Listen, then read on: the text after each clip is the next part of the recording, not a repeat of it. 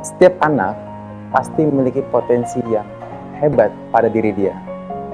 Dan mereka yang mendapatkan guru dan sekolah yang tepat akan lebih mudah untuk mengembangkan diri dia.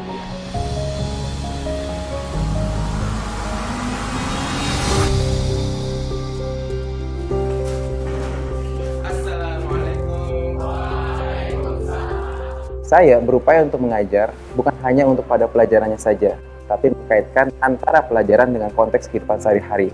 Karena itu mereka merasa bahwa kimia itu ada manfaatnya. Karena kita tahu, di dalam pembelajaran tidak hanya tentang kognitif, tapi juga dituntut tentang sosial dan juga emosional. Serta soft skill yang tidak bisa hanya didapatkan saat waktu sebentar. Mereka perlu dilatih selama di bangku sekolah. Dan kegiatan ini sangat mengembangkan diri dia dalam hal pengembangan soft skill, baik komunikasi, critical thinking, problem solving, dan creativity. Buangnya sembarangan gitu Pak. Lalu pas saya tanya dampaknya, itu sangat merugikan warga sekitar Pak. Bau tidak sedap dan banjir yang mengganggu warga. Salah satu inovasi yang sudah saya terapkan di anak-anak dan mereka merasa excited adalah design thinking digunakan untuk menyelesaikan salah satu masalah yang ada di driver online atau ojek online.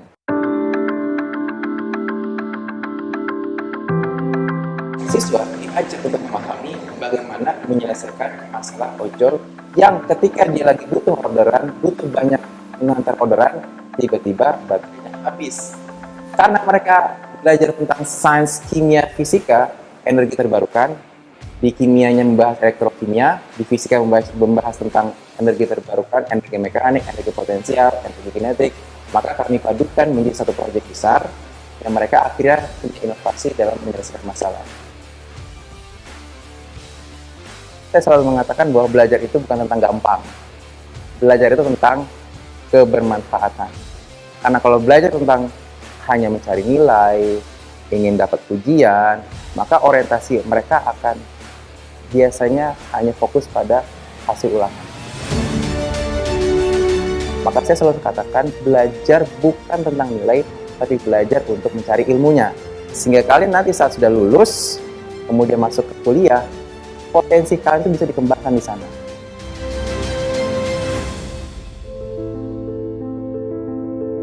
Menjadi guru itu menciptakan orang-orang baru. Kita bisa mengajarkan tentang wirausaha, karena di sini sendiri tujuan dari keterampilan itu yaitu untuk menjadikan peserta didik itu lebih mandiri. Anak-anak itu masih suka bingung untuk menemukan sumber belajar yang relevan atau terpercaya gitu. Karena kan akses internet sekarang itu sungguh luas gitu ya. Jadi untuk peserta didik yang C atau tunagrahita khususnya, itu kesulitan mereka dalam menemukan sumber belajar apa sih yang sekiranya bagus buat mereka gitu. Di kurikulum Merdeka kan ada yang namanya pembelajaran berdiferensiasi. Itu pembelajaran itu menurut minat atau karakteristik peserta didik sendiri. Seperti contohnya kita menentukan konten, terus dari proses, terus dari hasil produk atau karyanya itu seperti apa, itu mengikuti pembelajaran yang mereka kuasai seperti auditori, terus audiovisual, terus kinestetik atau pembelajaran di lingkungan sekitar.